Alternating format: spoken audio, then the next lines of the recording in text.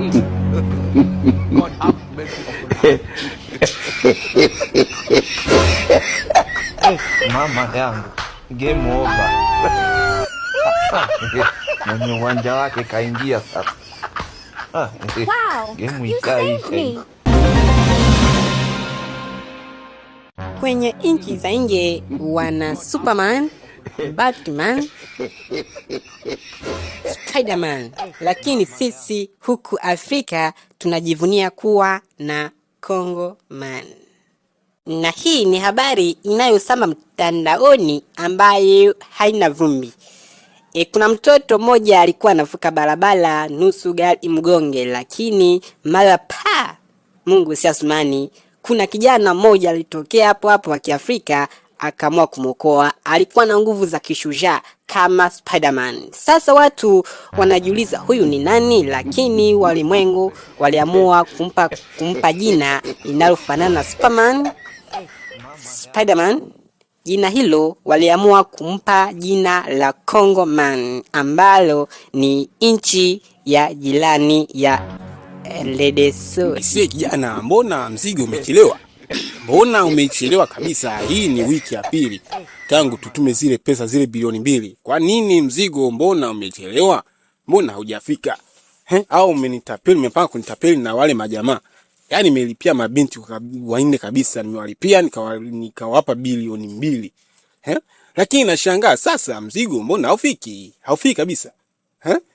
Tafadhali ndugu, wasiana na kile kitengo ambacho ni cha usafirishaji awali na zile mzigo ili nipate mzigo, kwa sababu haiwezekani wiki 3 mzigo bado. Aisee kiongozi, nisamee mimi kabisa, ila nakuhakikishia kwamba mzigo punde si punde utaweza kupata. Mzigo nishaukagua, wameniambia kwamba tayari washapata watatu. Kwa hiyo wako kwenye process ya kukamilisha mmoja. Kwa hiyo mzigo kabisa leo au kesho. Wewe usiwe na shaka kabisa, mzigo lazima kufikie. Mzigo lazima kufikie, na nimekagua kabisa, nimeona ni mzigo mzuri kabisa. Wewe najua wewe mwenyewe nadhani utanipa kabisa pesa ya nini, kwa sababu mzigo ni mzuri. Usijali kabisa, na kwa sababu mimi unajua kama mimi ni tajiri na tajiri hana gabaya. Kwa hiyo ila leo kabisa mzigo upatikane. Mwambie kabisa mzigo upatikane, la sivyo tabadilisha sura, mtaniona upande wa pili. Boss kijana, umeona habari kwamba kuna mtu kwa jina eti ni Congo Man. Nadhani hii habari bora iwe ya uongo, na hisi kama ni uongo. Kama sio ya uongo, kiongozi, nakwambia sasa tumeisha kiongozi.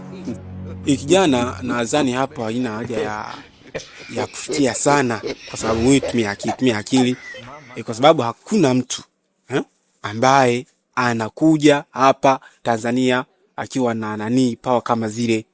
Zile ni habari za uongo, na wanataka views, wanataka followers, wanataka all time. Kwa hiyo kijana, haina haja ya kupaniki. Na kingine kijana, tumia akili. Hii nchi usipotumia akili utakufa maskini. Tumia akili kabisa. Hii habari ni ya uongo. Hapo kiongozi, umeitia moyo kabisa. Unaposema kwamba na unafikiri kama zile ni habari za uongo, hii ni ishara kubwa kwamba zile za uongo. Na kama sio za uongo kiongozi, nakwambia tumeisha. Kabisa. Na kingine, hii kazi tunayoifanya ni kazi ambayo ni hatarishi kabisa. Inahitaji watu shupavu.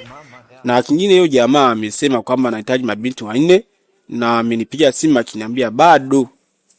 Kwa nini bado hamjamfikishia hao watu wanawake? Kwa sababu ametupa hela nyingi, ametupa bilioni 2. Kwa hiyo nahitaji mzigo leo mfikie salama. Kuhusu hizo habari za huyo jamaa, hizo ni za uongo. Hapa tupo Afrika, na Afrika haijawahi kutokea mtu kama yule.